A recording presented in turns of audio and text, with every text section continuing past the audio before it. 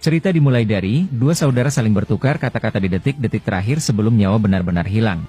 Kawaki dan Boruto yang saling membenci, pada akhirnya mereka jujur dari lubuk hati mereka masing-masing. Bahkan Boruto tidak sanggup menahan air matanya saat mendengar isi hati Kawaki di saat-saat terakhirnya. Boruto yang mendengar itu membalas. Tangan kita berdua sudah berlumuran darah, dan takdir sudah ditetapkan sejak awal, seperti itulah manusia, benar-benar menyedihkan. Tapi hari kemarin tidak akan bisa terulang lagi. Kawaki yang mendengar itu membalas. Aku sudah mengatakan sesuatu yang penting. Kalau begitu aku tidak akan ada penyesalan lagi sebelum aku benar-benar mati. Tapi jika kau sedikit berbaik hati, sampaikan pesan-pesan terakhirku kepada Nanadaima Hokage, agar dia selalu hidup dengan damai dan melupakanku untuk selama-lamanya. Boruto yang mendengar itu tiba-tiba mengatakan sesuatu yang mengejutkan. Saat itu Boruto berkata, aku sudah memutuskan dan ini adalah yang harus kulakukan sebelum aku mati. Aku hanya berbicara kepada sedikit orang tentang tujuan akhirku setelah permasalahan semua ini selesai. Aku mempunyai satu jutsu dengan kekuatan dua mataku dan mempertaruhkan nyawaku untuk mengaktifkan kemampuan itu. Banyak korban dalam peperangan ini sehingga membuatku merasa harus bertanggung jawab dengan penuh. Dengar baik-baik Kawaki, kau tidak akan mati. Kau yang akan menggantikan posisiku setelah semua ini berakhir. Kawaki yang mendengar itu membalas. Aku tidak mengerti maksudmu. Tapi dari kata-katamu, sepertinya itu sesuatu yang serius. Apa kau mempunyai rencana gila untuk menghidupkan semua orang dengan tumbal nyawamu? Apa itu maksudnya? Boruto yang mendengar ucapan Kawaki membalas. Kurang lebih seperti itu. Aku bisa menentukan siapa yang bisa aku selamatkan dalam peperangan ini. Dan aku sudah mencoba untuk menurunkan egoku. Kau juga termasuk ke dalam rencanaku, maka kau tidak akan mati. Tapi berbeda dengan Amado, aku rasa aku tidak akan melakukan teknik itu untuknya. Sebab potensi dia di masa depan cukup membuatku khawatir. Kawaki yang mendengar itu membalas. Tidak perlu Boruto, kau akan membuatku kecewa jika memaksaku untuk melanjutkan permainan ini. Aku sudah memutuskan kalau apa yang aku alami adalah sebagai balasan dari dosa-dosaku. Lagi pula seperti yang kau lihat, aku sudah tidak memiliki kekuatan karma, aku tidak bisa melindungi Nanadaima Hokage. Bahkan aku akan membuat dia kesusahan dengan kehadiranku. Boruto yang mendengar itu berkata, dengar ini baik-baik Kawaki, kau mengatakan jika ada satu musuh lagi yang masih bersembunyi di balik bayangan, dan jika aku menuntaskan dia, maka sumber kekacauan akan berakhir saat itu juga. Aku tahu seberapa kuat dia, bahkan aku tidak menyangka, ada orang yang dapat menyerap atau mencuri kekuatan karmamu hingga tidak berbekas. Tapi aku sudah punya cara lain setelah tugas itu selesai. Aku akan memberikan semua kekuatanku sebelum aku benar-benar mati setelah menggunakan jutsu terlarang itu. Jika jutsu itu sudah aku aktifkan, aku akan memberikan sisa kekuatanku dan menanamkan karmaku ke tubuhmu, sehingga kau bisa melindungi ayah dan desa. Kawaki yang mendengar itu membalas, aku tidak tahu kau bisa melakukan kemampuan gila semacam itu. Tapi aku tidak keberatan, kalau kita berdua sama-sama mati dan meninggalkan dunia ini dengan bangga. Tapi maaf saja, aku menolak rencana itu, aku sudah terlalu banyak dosa, dan tidak ada tempatku di dunia. Boruto yang mendengar ucapan Kawaki membalas. Saat ini ada dua orang yang aku kecualikan dalam jutsu terlarang ini. Seperti yang kulihat, Amado benar-benar akan mati sebentar lagi. Dan kau hanya tersisa kurang dalam beberapa jam lagi. Amado dan Daemon orang yang tidak aku masukkan dalam jangkauan jutsu ini, dan juga Ida. Mungkin Ida orang yang baik, tapi dengan kemampuannya yang luar biasa, aku takut dia kehilangan kendali di masa depan dan membuat kekacauan. Kawaki yang mendengar itu membalas. Jika kau mati, dan aku hidup, maka Nanadaima dan ibumu akan sangat menderita.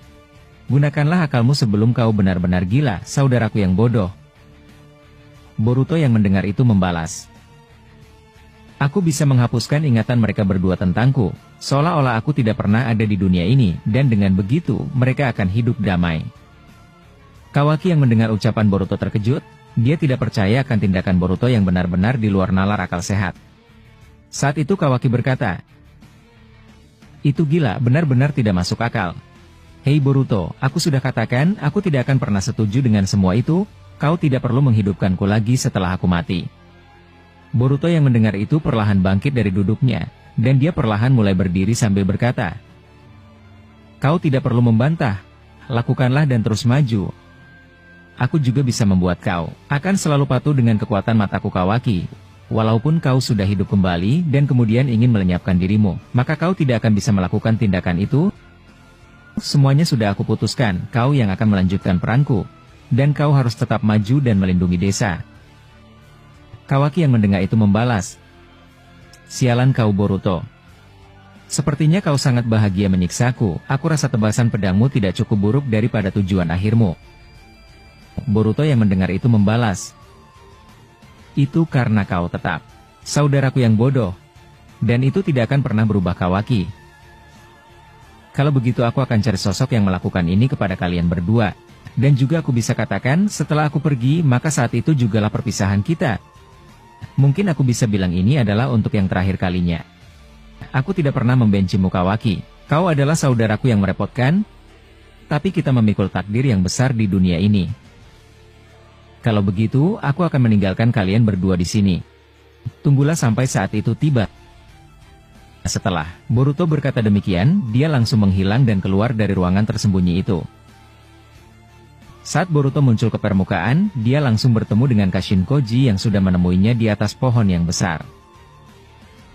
Menyaksikan Boruto, Koji berkata, "Akhirnya aku menemukanmu dasar anak nakal. Aku sudah menduga kau akan melakukan teknik itu.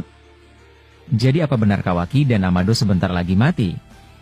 Boruto yang mendengar itu membalas, "Bagaimana kau bisa tahu aku sudah menghancurkan katamu semua? Aku penasaran bagaimana kau bisa mengintip dan mendengarkan ucapanku." Tidak lama berkata demikian, tiba-tiba kata berukuran sangat kecil muncul dari balik jubah Boruto. Saat itu Koji berkata, "Saat kau menghancurkan katak yang aku kirimkan, aku sudah menduga kau akan berbuat aneh. Dan aku memanipulasi kataku sebelumnya dengan ukuran yang lebih kecil agar kau tidak menyadarinya." Boruto yang mendengar itu langsung menghancurkan kata Kashin Koji.